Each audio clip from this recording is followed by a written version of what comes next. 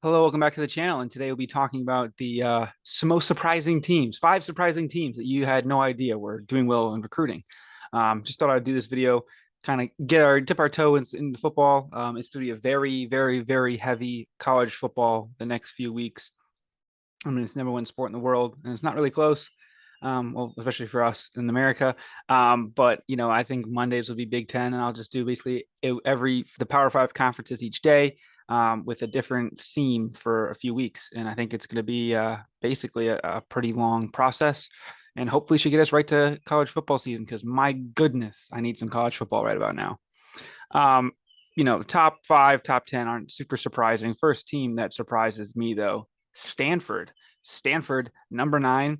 They've got 5 4 stars, 17 3 stars, 24 commits right away. You got a new coach coming in after Shaw left.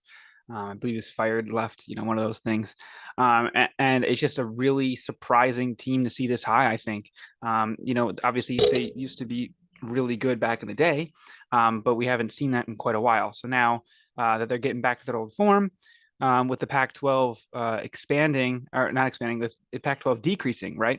You're losing two of your top schools, two of your biggest brands to recruit, might lead to some good things happening. So good on them. And we'll see if the Stanford recruiting increase here translates to any success on the field, because, man, they've needed some recently. Second most surprising team out of the Big Ten, Minnesota. 1 4 star, 22 3 stars, a lot of tough kids in the trenches. They're doing their thing out there in the Big Ten West. They're trying to get up to speed with these other teams, like the other Big Ten team, as crazy as it sounds, USC at 11, right?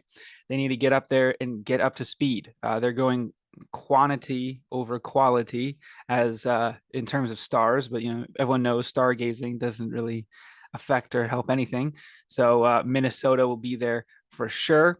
One of the better teams in the Big Ten West for sure next year. I'd be surprised if they were not super at the high, probably top 3 or 4. But that's just where we got it right now. But obviously, these recruits will not be then. They'll be playing non-divisions. So you got to get up to the big boys of the Big Ten East and the incoming teams in USC and UCLA.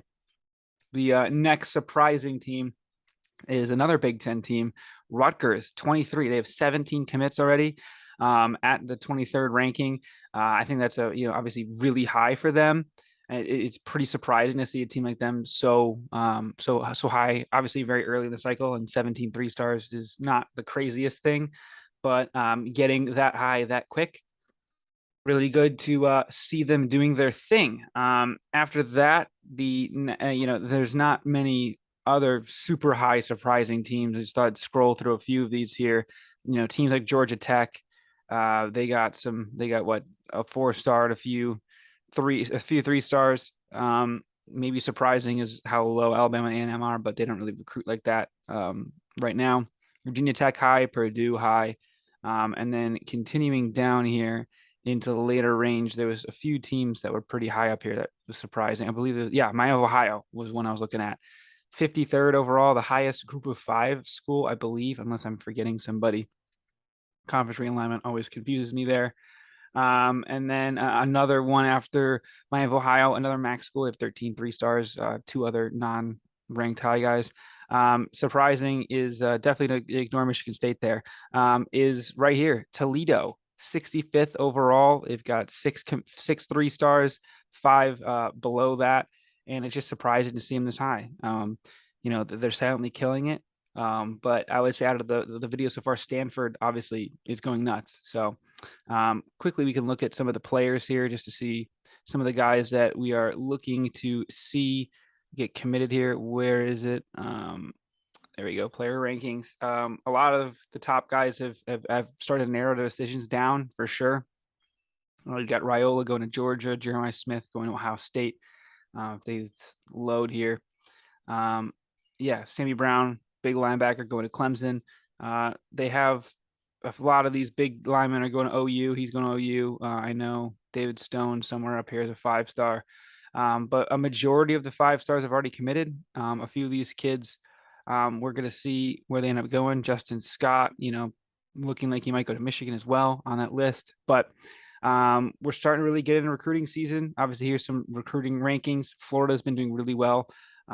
Just overall looking at them, their team ranking, they are fourth, 2 5 stars, 9 4 stars, really good. Michigan, no 5 stars yet, but 13 4 stars, 9 3 stars. Ohio State got cornerback Bryce West from Ohio just now. That's a bit more on my list, as I'm sure will be interested in this. The defensive backs lead the state of Ohio with number 1 and 2, Aaron Scott and Bryce West. I guess they changed up the order of these guys, but Aaron Scott is now the number one in Ohio.